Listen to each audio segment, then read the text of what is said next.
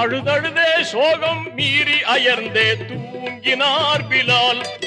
அது போது நபிகள் நாதர் கனவில் தோன்றியே சொன்னார், அன்பே நீர் இங்கே வாடுவதாலே நன்மையல்லவே, அன்றேனோ மதினா நகரை விட்டு வந்தீர் வீணிலே. பழுதாகிய தூக்கம் கலைந்ததும் ஓடோடி தேடினார்.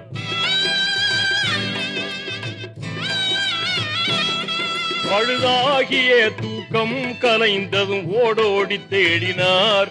பெருமானே யார சூலே என்று பதறியே பிலால், பெரும் பிழையே செய்த பாவியானேன் என்று எண்ணிய, பெரும் பிழையே செய்த பாவியானேன் என்று எண்ணிய, பயகம்பர் வாழும் மதினா நோக்கி சென்றார் மீண்டுமே.